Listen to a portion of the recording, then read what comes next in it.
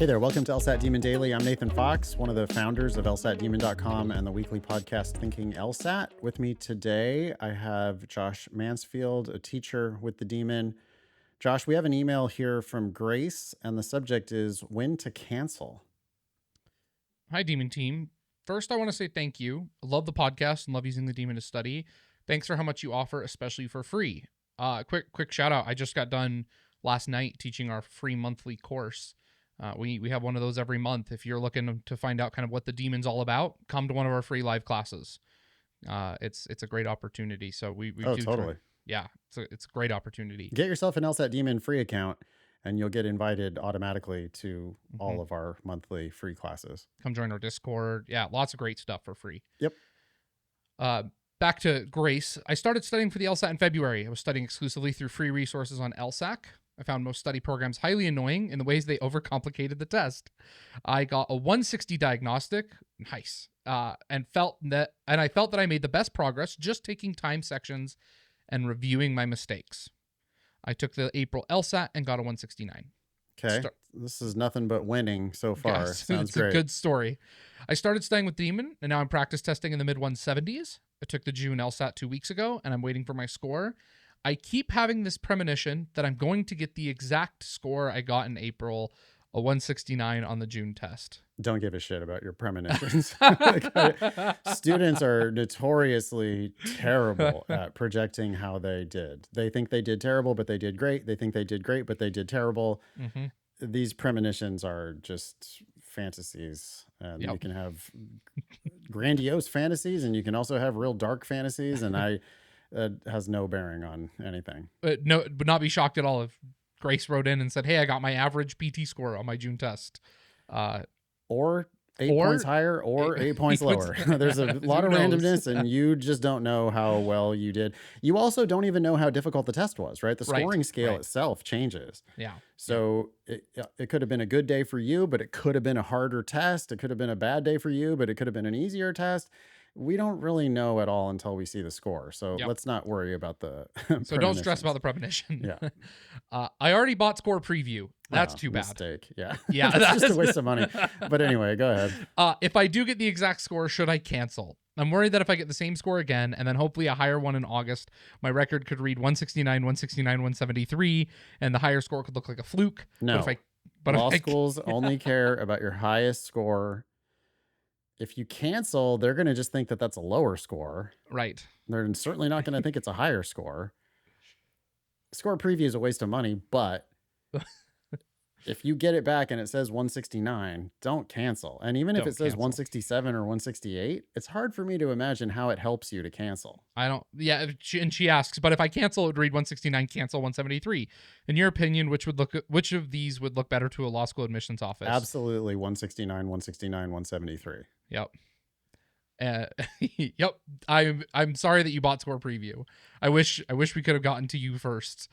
Even if she was asking what looks better, 169, 166, 173, or 169 cancel 173, I would still say 169, 166, 173, because with a cancel, that could have been a 150. Yeah, right. I don't know. Just like so what went wrong? Something went wrong, and something going wrong can't be helpful, but a number that's lower than the highest number on your record, it doesn't really do anything. They're just... all they're going to do is like take your 173 and put it into their spreadsheet. And exactly. So the cancel or the 169 isn't going to do anything. The high number is the only thing that counts. So the truth about cancellations is it just doesn't matter. Like, oh, you're going to cancel or you're going to keep a bad score. I don't give a shit.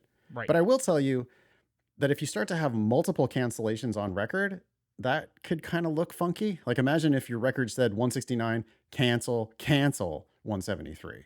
Now it's like, what's this person doing canceling all these tests? Just let the numbers be what the numbers are going to be. You're confident with your practice test scores. You do not need to waste money on score preview. You already did. But in this case, like cancel or don't cancel, I don't know. You can't have multiple cancels on record if you don't cancel that first time. So I don't ever think I wouldn't waste that cancel. Like just a number that you think is bad. Well, who cares? Because you're a 169 minimum. You already have a 169 on record. So if this comes back 162, the law schools still consider you to be a 169. Yeah. And if it says 169, 162, or it says 169 cancel, you're just a 169 to them. So I would just not I don't know. It's like almost never cancel. I just don't see the point. And here's what I would say, Grace. I would put that premonition in a drawer, not worry about it, and go start studying for August. All right, quit worrying about whatever this June score is going to be. You should be, you know what looks better to a law school admission office?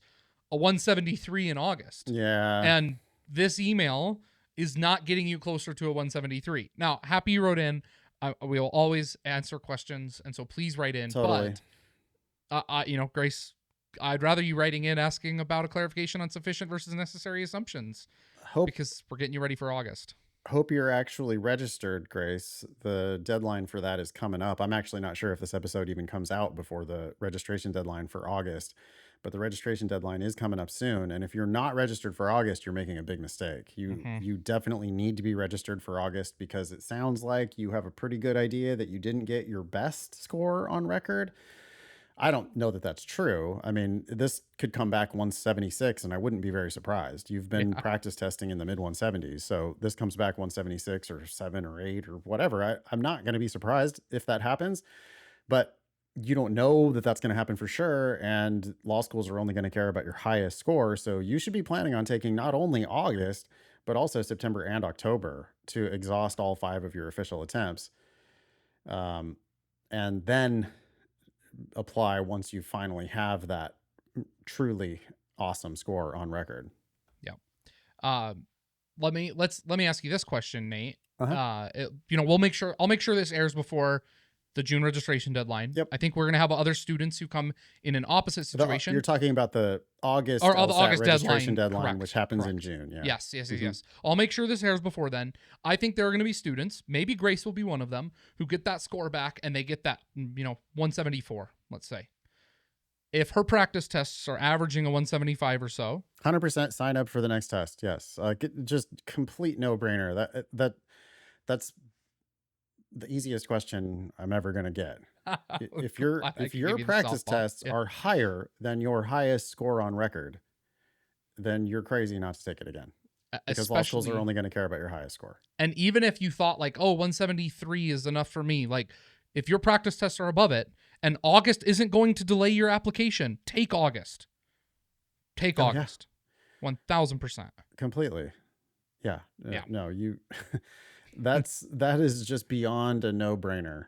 If your practice test scores are better than your highest score on record, you need to take it again, or else you're just leaving money on the table. Awesome. Anything else for Grace? Nope. Just want to say thanks. Email daily@lsatdemon.com if you'd like to ask us a question or share some LSAT or law school admissions news. Thanks for listening.